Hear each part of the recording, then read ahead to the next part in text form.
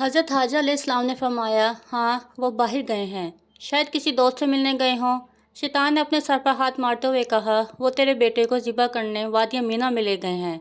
حضرت حاجہ علیہ السلام نے حیرت و تعجب کا اظہار کرتے ہوئے فرمایا، یہ کیسے ممکن ہے کہ ایک شفیق و مہربان باپ اپنے چہیتے اور اکلوتے بیٹے کو ذبح کر دے؟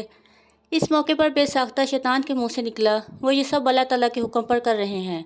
یہ سن کر صبر و شکر اور اطاعت و فرمانبرداری کی پیکر اللہ کی برگزیدہ بندی نے فرمایا، اگر یہ اللہ تعالیٰ کا حکم ہے تو ایک اسماعیل علیہ السلام کیا؟ اس کے حکم پر 100 اسماعیل علیہ السلام قربان ہیں۔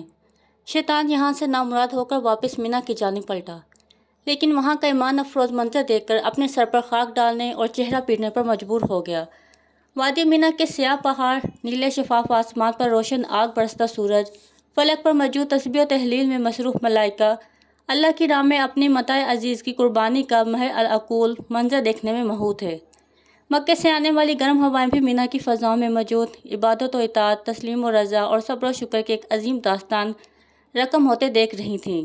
روایت میں آتا ہے کہ جب حضرت ابراہیم علیہ السلام نے حضرت اسماعیل علیہ السلام کو لیٹنے کی ہدایت دی تو حضرت اسماعیل علیہ السلام نے فرمایا، ابا جان، میں پیشانی کے بل لیٹتا ہوں تاکہ آپ علیہ السلام کا چہرہ مجھے نظر نہ آئے، اور آپ علیہ السلام اپنی آنکھوں پر پٹی باندھ لیں تاکہ جب آپ علیہ السلام مجھے ذبح کر رہے ہوں تو شفقت پدری کی امر الہی پر غالب آنے کا امکان نہ رہے۔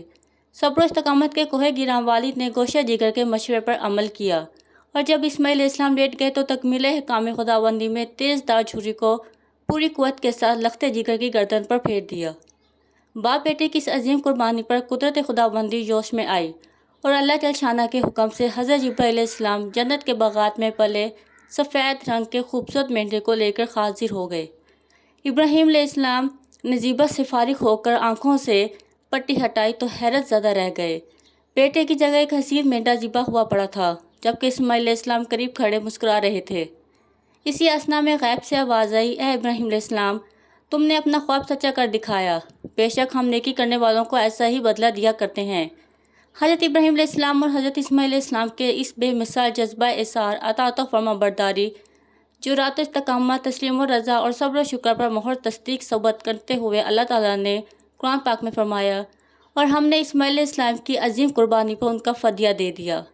اللہ رب العزت کو اپنے دونوں برگزیدہ اور جلیل و قدر بندوں کی یہ ادا اس قدر پسند آئی کہ اسے اطاعت، عبادت اور قربت الہی کا ذریعہ قرار دیتے ہوئے قیامت تک کے لیے جاری فرما دیا۔ نوٹ: اس پیغام کو دوسروں تک پہنچائیے تاکہ اللہ کسی کی زندگی کو آپ کے ذریعے بدل دے۔